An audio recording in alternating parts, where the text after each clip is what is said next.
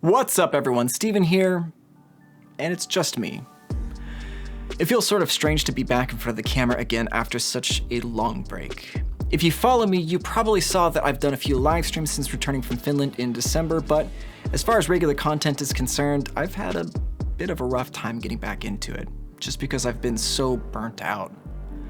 Now, I recently decided that I wanted to talk about my experience with burnout because it's a serious issue that affects a lot of creatives like me. And I hope by talking about it openly, it might help others avoid going through the same thing.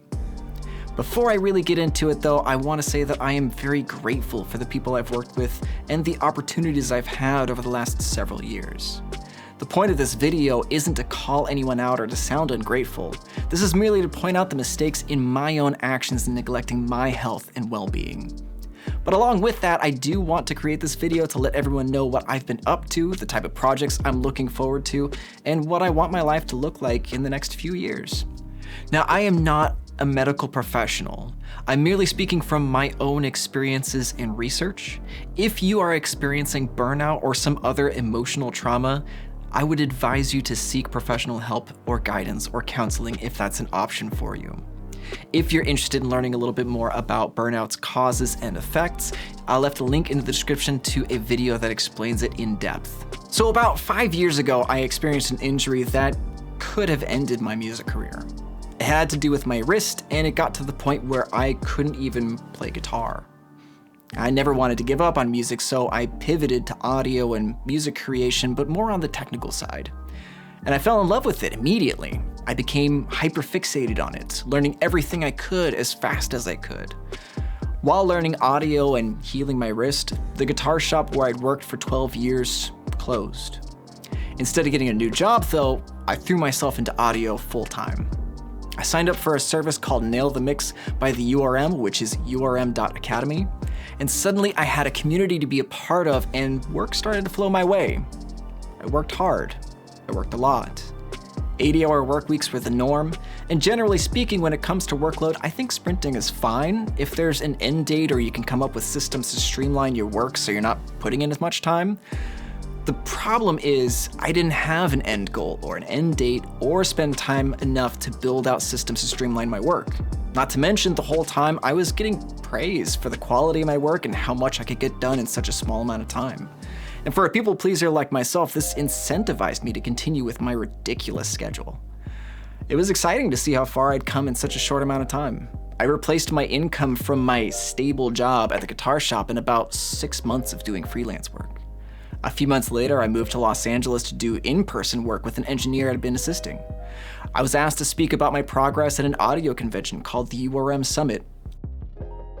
I was working on bigger and better projects all the time, but the workload never seemed to cease, and taking time off never seemed like an option.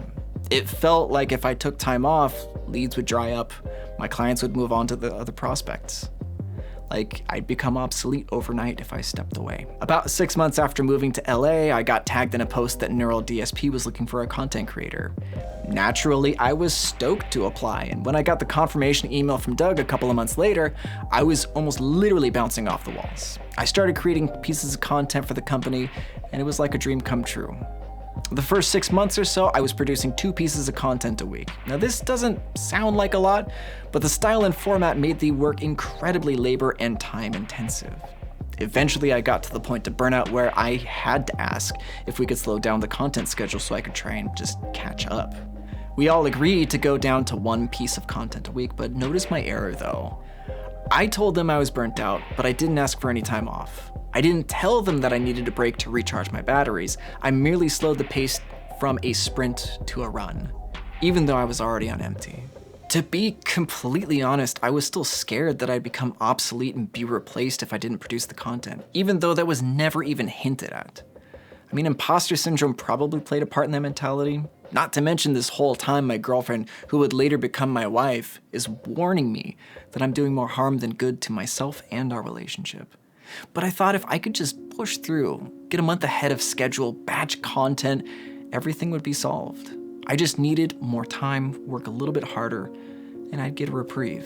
Fast forward to December 2021, and I've worked on at least a couple hundred videos with hundreds of thousands of collective views, and I've never felt more disconnected from the work I was doing or the people I was trying to help with that work. I had begun my work with Neural DSP with the intention of growing and nurturing a community. Unfortunately, the very nature of the work I was doing ended up taking me away from that intent. I only had the grind in front of me, and I was tired. I was tired of being tired. I am frustrated. Frustrated with myself and not having taken my own personal health and well-being into account. Frustrated and not having been better at setting and protecting my own boundaries. While burnout isn't the main reason I left Neural, it was definitely a factor.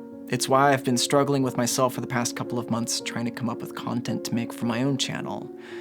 It's why I've reevaluated my project workflow, the types of projects I want to work on, and how much work I take on at any given time. It's why I had to really sit down and devote time to resting, recuperating, and just to reconnect with the whole reason I want to do content in the first place: to help people. So that brings me up to the present and what I'm currently doing. I've set up shop in Northern California around the Sacramento area, and I'm already working with a few artists doing some mixing, mastering, and production work. I finished my first mix with a new artist. His name is Ameya, and his socials are down in the description below. I'll link the playlist in the corner if you're interested, this corner, that corner.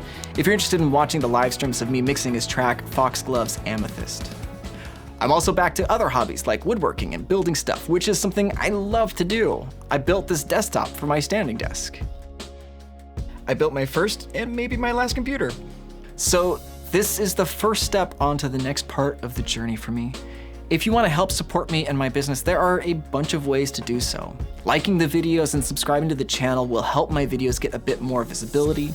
You can click my website link and fill out the form to hire me for mixing, mastering, or production services.